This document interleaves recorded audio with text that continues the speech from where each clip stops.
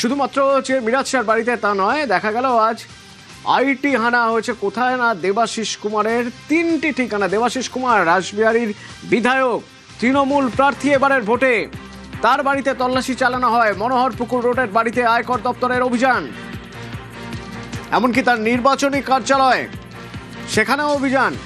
আর্থিক বেনিয়মের অভিযোগ,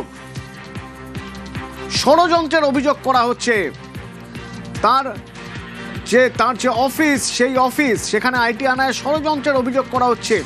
অভিযোগ উঠছে তালা ভেঙে ভোটের ব্লুপ্রিন্ট চুরির চেষ্টা করছেন কেন্দ্রীয় তদন্তকারী সংস্থা। বিজেপি এজেন্সির বিরুদ্ধে সরব তৃণমূল কর্মীরা।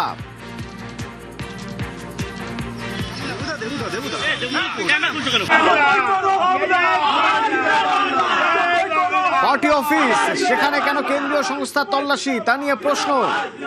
এবং সেই তল্লাশি কখন না ভোটের মুখে। এই কার্যালয়ে সকাল 5:30টার সময় তালা ভেঙে কেন্দ্রীয় সংস্থা সিআরপিএফ এর ভয় দেখিয়ে তালা ভেঙে ডাকাতি অবস্থায় নিয়ে গেছিল। এই কার্যালয়ে ইডি, সিবিআই, ইনকাম ট্যাক্সের কি আছে? এখানে আমাদের পার্টির সমস্ত দলিল রয়েছে, আমরা নির্বাচন কিভাবে চালাবো, লড়বো, তার ব্লুপ্রিন্ট রয়েছে। ওই ব্লুপ্রিন্টটা চুরি করার জন্য স্বপন দাশগুপ্তর নির্দেশে আজকে এই হামলা হয়েছে পার্টি অফিসের উপর। কিন্তু কেন এই তদন্ত? জমি দখল তদন্ত। আসলে জমি দখল তদন্তে দেবাশিস কুমারের বাড়িতে তল্লাশি। এনফোর্সমেন্ট ডিরেক্টরেটের দেওয়া তথ্যের ভিত্তিতে এই আয়কর অভিযান। ব্যবসায়ী অমিত গঙ্গোপাধ্যায়ের বিরুদ্ধে জমি দখলের অভিযোগ। পুরসভা থেকে নথি তৈরি করে জমি বিক্রির দাবি ইডির। আর সেই ব্যবসায়ী সূত্র ধরেই দেবাশিস কুমারের তথ্য মেলে বলে দাবি ইডির।